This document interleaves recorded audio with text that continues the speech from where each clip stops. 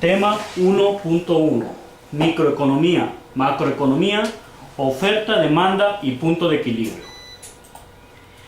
La economía es denominada como la administración de la escasez. Hay tres preguntas que responden básicamente a la economía: ¿qué producir?, ¿cuándo producir? Y ¿cómo producir? Y una cuarta que podemos agregar es ¿para quién producir? Bueno, ¿por qué la economía se le llama la administración de la escasez? Esto es simplemente porque como personas o como agentes económicos tenemos muchos gustos y necesidades, que en términos generales podemos decir que son ilimitados. Claro que esto omite la parte del nivel de saciedad, es decir, existen todos los bienes, en un momento dado nos llegan a significar un beneficio y nosotros estamos deseosos de tener más. Sin embargo, llega un momento en que es tanto lo que hemos adquirido de ese bien que empieza a convertirse en un mal. Un ejemplo de esto es la comida. Si nos regalan un chocolate, nosotros quizá, si nos gusta mucho, pues estaremos muy contentos, y si nos regalan, comemos dos, estaremos todavía más felices, más contentos, tendremos un mayor nivel de satisfacción. Si nos regalan tres, igual, pero llegará un momento en que ya estamos saciados del chocolate, que nos empieza a convertirse en una cosa negativa, y entonces ya no queremos más. Y si nos obligan a comer un chocolate más, entonces ya lejos de convertirse en un bien, se convierte en un mal. Ese es el nivel de saciedad. Sin embargo, vamos a partir de un principio de que no llegamos a este nivel de saciedad. Entonces, que siempre queremos más de los bienes a los que podemos tener acceso. Sin embargo, para cubrir estos gustos y necesidades, que podemos repetir en principio son ilimitados, contamos con recursos, y estos recursos son limitados o escasos. Si nosotros no nos representara ningún costo a acceder a todos estos recursos, entonces no existiría la economía, porque no tendríamos que administrar los mismos. Sin embargo, hasta el agua que corre en un río representa un costo, porque significa el esfuerzo que nosotros tenemos que hacer por ir y recolectar esa agua.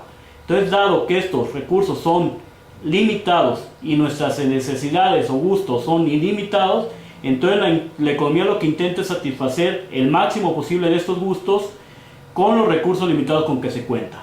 Y entonces llegamos a una función de utilidad, que es la función general de toda la economía, que es maximizar esta función, este nivel de bienestar sujeto a o dado los recursos limitados con los que contamos. Nosotros podemos ver aquí en la gráfica que está claramente cómo está señalado: maximizar una función de utilidad igual a x1, x2, todos los bienes que podamos tener acceso, sujeto a el recurso y1, el y2, el y3, que son limitados. Bueno. Ahora bien, todos nosotros como agentes económicos participamos en la economía de dos formas distintas. Una vez somos compradores o demandantes de bienes y servicios. En otras ocasiones somos vendedores u oferentes de bienes y servicios.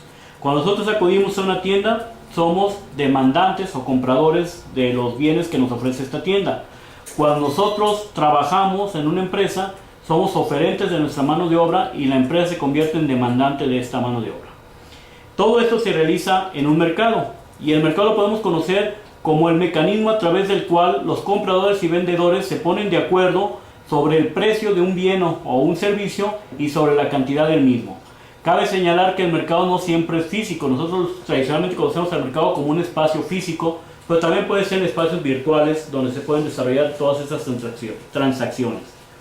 Por otro lado, aunque existen muchas variables que determinan lo que compramos o lo que vendemos, como la calidad, factores del medio ambiente, factores de productividad, etc.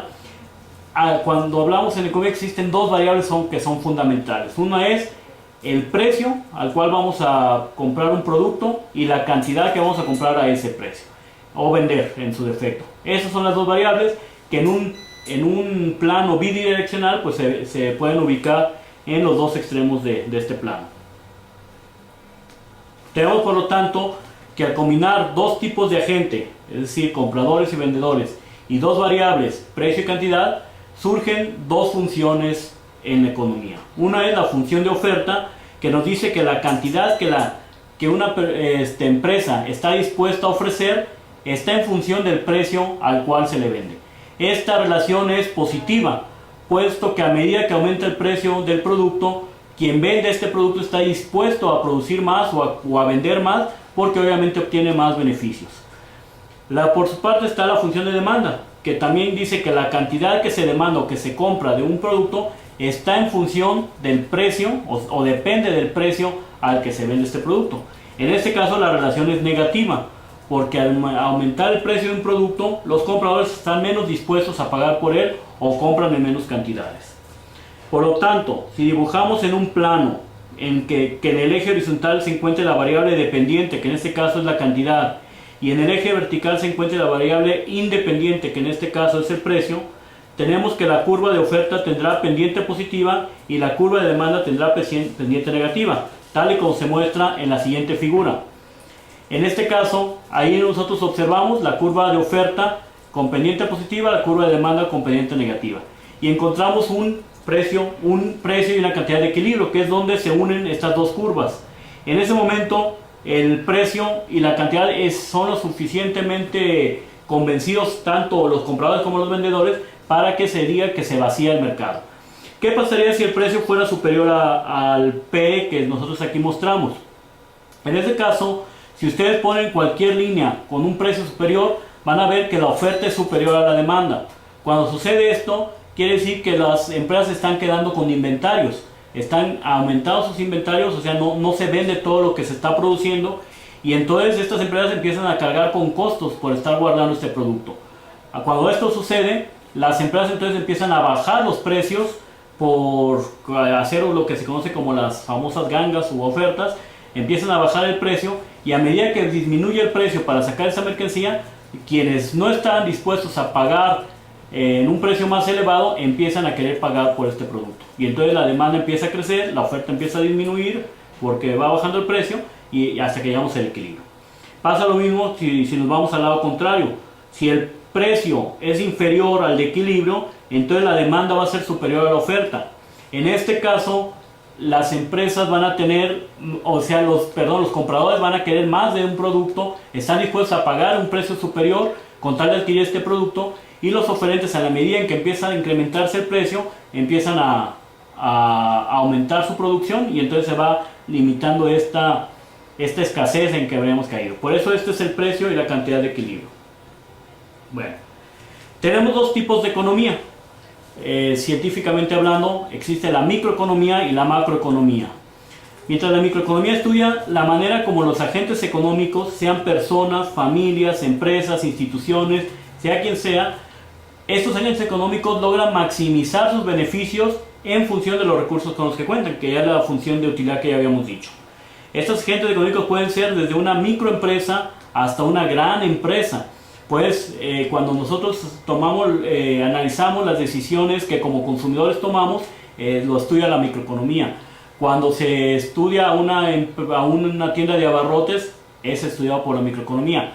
Cuando se estudian las decisiones de Microsoft o de Telmex, de estas grandes empresas multinacionales, lo estudia la microeconomía también. O cuando estudiamos un mercado o un sector determinado, por ejemplo, el sector productivo de las computadoras, también lo estudia la microeconomía.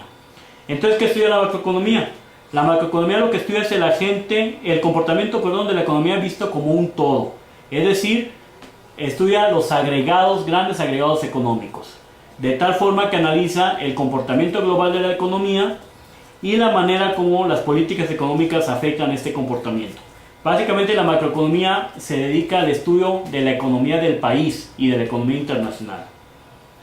Y bueno, así como tenemos un precio, una cantidad de equilibrio, una curva de oferta y una curva de demanda en microeconomía, pues existe exactamente lo mismo en macroeconomía.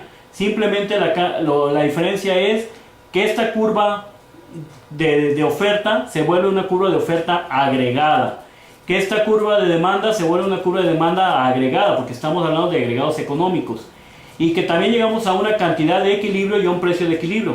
La cantidad de equilibrio en este caso se le va a llamar como Producto Interno Bruto. Esa es la cantidad agregada que se conoce. El precio agregado lo vamos a conocer, más bien el cambio en el precio agregado, que es lo que nos interesa, lo vamos a conocer como una inflación. Estas dos variables son fundamentales en macroeconomía, marcan mucho del comportamiento económico de un país y son los que veremos en la siguiente clase. Muchas gracias.